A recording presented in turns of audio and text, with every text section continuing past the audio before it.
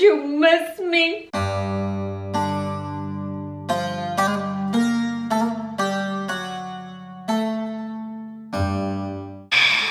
Well, how's it, people? So it's the festive season. I mean, sort of. I mean, if you live in Korea, well, the festive season kind of ended on like the 26th of December at 1 minute past midnight. But if you're in South Africa, well, I'm pretty sure it's still the festive season. I think the festive season ends in like March or something. During this time, I did a lot more shopping than usual, as one does during the festive season. And well, man, I hate shopping.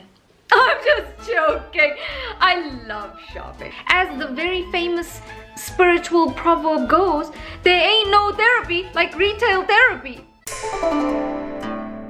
But there are certain elements of shopping that I just hate with every fiber in my body, every sinew in my body, every nerve, every cell in my body. You get the point. But the thing is, I'm not talking about the universal things of shopping that everyone hates, you know? For example, you know when you go shopping and there's a 98% chance that someone will bash into the back of your foot with a trolley. I'm also not talking about that person who must look into your trolley or basket. They can't help but take a sneaky peek into my basket. What you looking for in my trolley? Ha ha ha ha ha. Whether it's in South Africa, whether it's that nosy Indian auntie, you know that nosy Indian auntie who wants to see what ingredients you're putting in your trolley so she can figure out what curry you're making tonight. Huh? You know those Indian aunties? Yeah, those ones. And then whether it's in Korea, that little ajuma who's like, ooh. Yeah, little ajuma. I also buy kimchi. I know I'm a foreigner, but I also like kimchi. So yeah, I have kimchi in my basket. It's crazy, I know. Stop looking in my look in your own trolley. No, but I'm not talking about those universal pet peeves.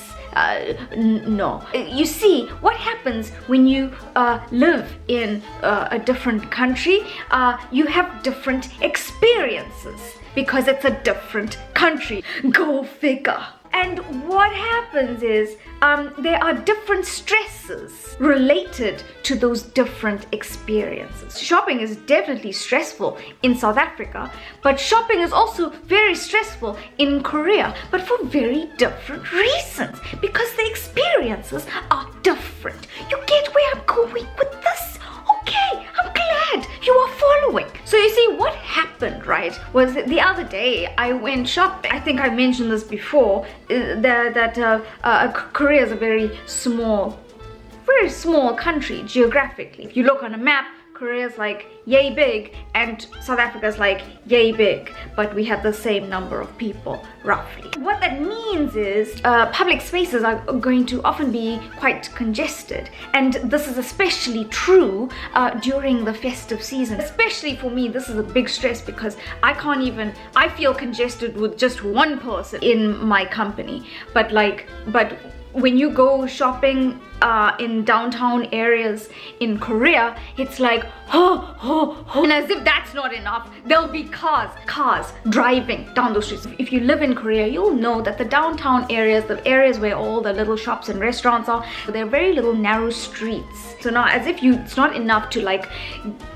push your way through all the sardines. No, now you have to make way for cars. So yeah, there's just lots of people, but I know that's needless to say. It's the shopping, it's the December holidays, I know there's obviously there's gonna be lots of people, but there's just you know what's really stressful about shopping in Korea? I've covered this before, and I think I'm just a spoiled South African brat, but the fact that we have to pack our groceries by ourselves, it's very traumatizing. 6 years later and I still can't get used to this.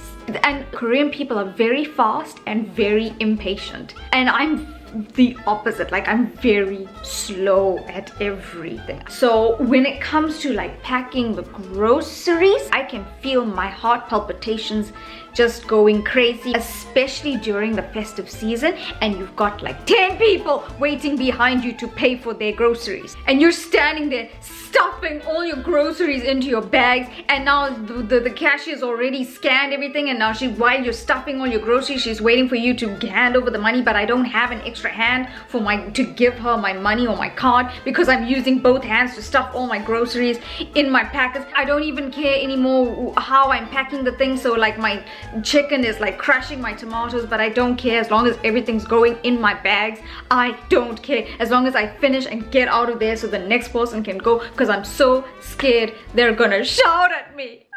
If you don't have the exact amount, which is more often than not the case, you're gonna have to like somehow still finish all your packing and then get the change and put it in your wallet, and then you know what is also an issue when you're paying for your groceries? Let's say I go to the till, right? And there's a person already paying at the till. So I'm behind that person. So their groceries are on the counter. So what the cashier does is she has a little red stick thing, and she places that stick at the end of all their groceries. So I know, okay, this is where their groceries end. I can start unloading my groceries after the little stick. So I know these are my groceries. But the thing is, she only has that one stick, right? So that means there's only enough space on that counter for the person who is paying and me. Not for all of you people behind me as well. But I told you this. Korean people want to do things fast, speed, right? So they start unloading their things onto their counter. But like, you can't do that. I'm telling you now, you can't do that. Do you see a stick there? There's no stick there. So leave your things in your trolley, because I'm telling you, if your cucumber comes into my groceries and I end up paying for your cucumber by mistake, you best bet I'm taking your cucumber home with me. Don't get angry with me when I've taken your cucumber home, because I paid for it, because it was leaking into my groceries. You know what's another thing that causes congestion and gives me anxiety is, so when you go into a grocery store in Korea, they have many samples. I love this about Korea. The free food samples, or like the testers. There are so many in Korean grocery stores. There's so much that I'm not even exaggerating. You can actually get full from like eating all the testers. Not that I've done it. I'm not saying that I've done it. No. But I've seen other people doing it. People have no shame. I feel bad just taking one sample. But there are people who will take a sample and then they will take another sample. People have no shame. And then they will take another sample. I'm not even joking. Like, they just stand there and eat the samples. And then, as if that's not enough, they walk away. Oh my God, without even buying the thing. Oh my Lord. But I digress. So the problem with this is they have these samples, and these samples, because they're free food basically, it attracts a crowd. It attracts a crowd around the samples, a fairly big crowd. The crowd is so big that sometimes I find it very difficult to enter the aisles. The aisles are quite a little bit narrower here, and it's very difficult for me to enter the aisles because everyone is surrounding the samples.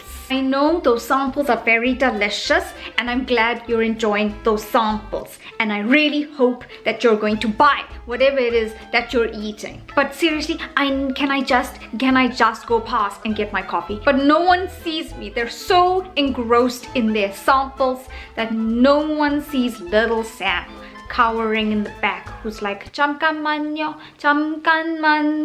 hello, can I go past? And you know what that means? It means I have to make a U-turn with my trolley, but it's already so congested, but I have to somehow make a U-turn with my trolley and enter that aisle the opposite way. But at least Korea gives you free food samples. Hey, unlike some countries, I won't mention any names, but I'll give you a hint. It starts with South and ends with Africa. They won't even, like, they have samples, but it's nowhere as abundant as the samples in Korea. Right? The only way you get free samples in South Africa is if you buy those free samples. Another thing that stresses me out is if you go into a clothing store, and like, that's my first love.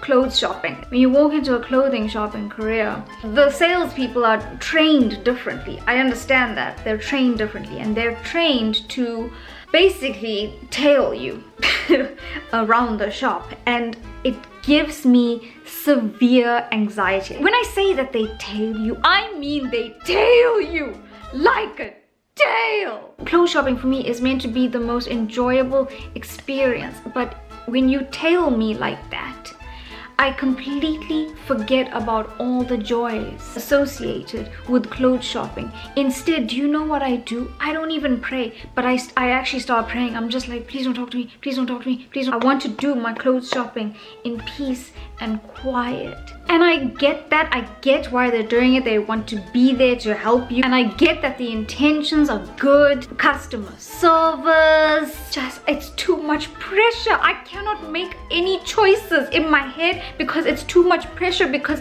I can't have you hovering over me like that. And so you know what I end up doing? I end up just leaving. The last thing that gives me anxiety while shopping in Korea is the music. The music that shops play. Any clothing shop you walk into in Korea. And when I say play, I mean blast, because they blast the music. I think that's why I scream so much, because my eardrums are blown. You don't believe me? I just recorded some the other day.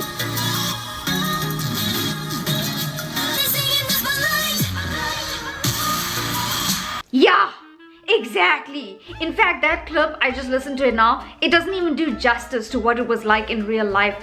The music in a clothing shop in Korea is so loud that you can't even hear your own thoughts. I'm not even joking. The other week, my friend phoned me while I was in a clothing store. I had to leave that store because I could not hear her. I could not hear anything she was saying, and I had to leave the store. Standing outside the shop didn't even help, because the thing is, you have a street and they're all lined with shops, and all the shops are blasting music, and they're all blasting different songs. So I couldn't even just go outside. I had to walk for like meters until I found like a little secluded bush somewhere, and then I could finally hear my friend on the phone. Now listen, don't get me wrong, hey? I just know there's gonna be someone out there saying, oh, why are you complaining about Korea? Why don't you just go back to South Africa? Nah, bruh, no. Let me tell you something, okay? Shopping in South Africa is just as stressful for different reasons. I told you, different countries, different experiences, different stresses. And I know what you're thinking, but Sam, why don't you just stop whining and just do your shopping online? Grocery shopping, fine. But clothes shopping, I can't do that. Clothes shopping for me is it's a very intimate thing. I will walk into a shop and then that sweater will catch my eye, and then I'll give it the side eye, and then I'll, go up to it and feed it in between my fingers and rub it against my face, and then I'll play hard to get, so I'll just leave it, and then I'll wander around the shop looking at other things. But we all know that sweater is still playing on my mind, and while I'm looking at the other things and touching the other things, I still give that sweater the side eye, and I end up going back to it and touching it some more, and I give in and I take it. It takes me. I need to become one with the sweater. It's very intimate. And you can't do that online, okay? I know it looks like I'm suffering from a mental breakdown, and that's because I am.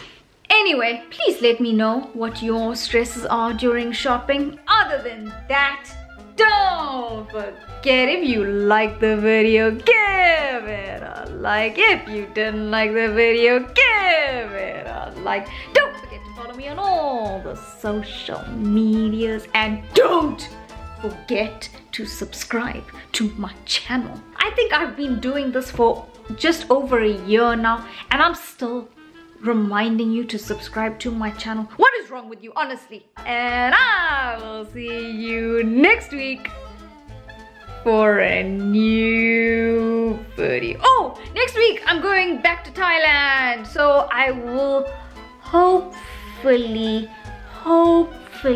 give you a Thailand vlog. Isn't that exciting? So I will see you next time, possibly from Thailand. Goodbye.